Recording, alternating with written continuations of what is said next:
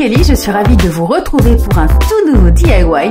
Celui-ci est un peu particulier puisqu'il s'agit de mon sirop hivernal préféré qui permet à la fois de prévenir tous les petits maux de l'hiver mais qui a aussi des vertus, des propriétés curatives si vous êtes déjà malade.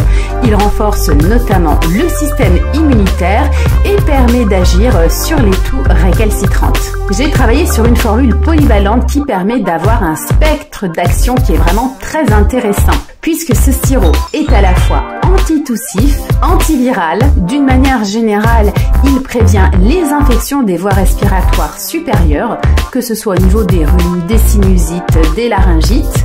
Il est destiné aux adultes et aussi aux enfants. À partir de 8 ans, il ne contient que d'excellents ingrédients, mais bien entendu, je vous rappelle que je ne suis pas médecin ni herboriste, donc je vous recommande de vérifier que vous tolérez bien tous ces ingrédients avant de tester.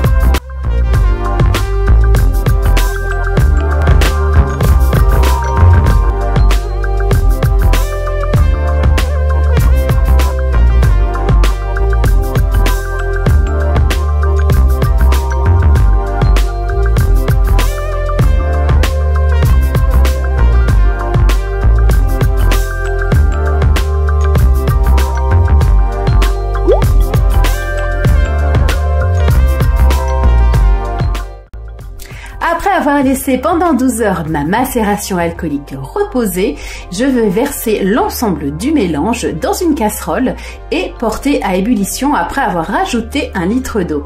Cela permet d'une part de concentrer encore plus le sirop en principe actif et aussi d'évaporer l'alcool.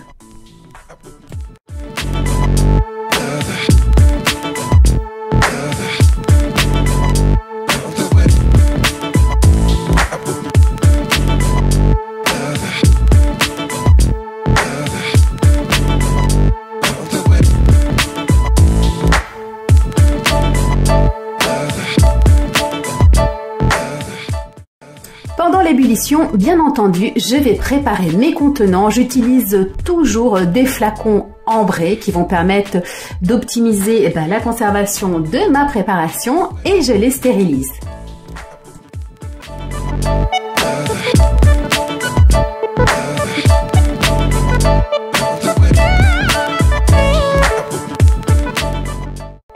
Je filtre toujours systématiquement au moins 2 fois mon sirop pour être certaine que je me suis débarrassée de toutes les plantes.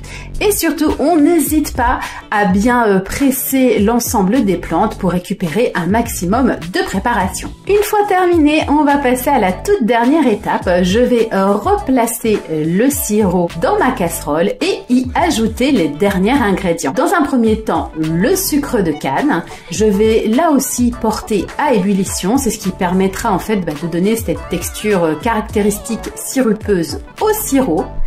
Une fois l'ébullition terminée, je vais stopper le feu et ajouter donc ensuite le miel. Vous pouvez utiliser n'importe quel miel de votre choix. Le nec plus ultra serait bien entendu le miel de Manuka pour ce type de préparation, pour ses excellentes propriétés. Et ensuite, il ne reste plus qu'à mélanger et directement à mettre en flacon. Et c'est terminé. Avec les proportions que je vous ai données, une fois toutes les filtrations réalisées, vous obtenez à peu près 500 g de sirop. Il a un goût délicieux, il est efficace et bien entendu cela permet de traiter naturellement tous les petits maux de l'hiver. On peut aussi bien l'utiliser de façon préventive en prenant une cuillère à soupe par jour ou bien quand les maux se déclarent, c'est-à-dire dès qu'on commence à avoir mal à la gorge ou qu'on a une petite bronchite, qu'on tousse. C'est aussi valable pour les toux irritatifs. Dans ces cas-là, il suffit d'augmenter la posologie pour lutter efficacement et soulager les voies respiratoires, la trachée, les poumons.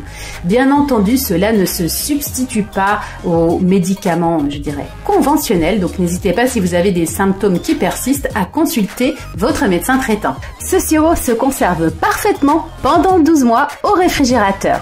J'ai hâte de voir toutes vos recréations. N'hésitez pas à me taguer sur Instagram, Twitter et Facebook. J'espère que ce sujet vous a plu et pourra vous être utile pour vous soigner un peu plus naturellement. Si tel a été le cas, je vous invite bien entendu à me le faire savoir, likez cette vidéo et n'hésitez surtout pas à la partager auprès de vos contacts sur les réseaux sociaux. À bientôt les câlinettes!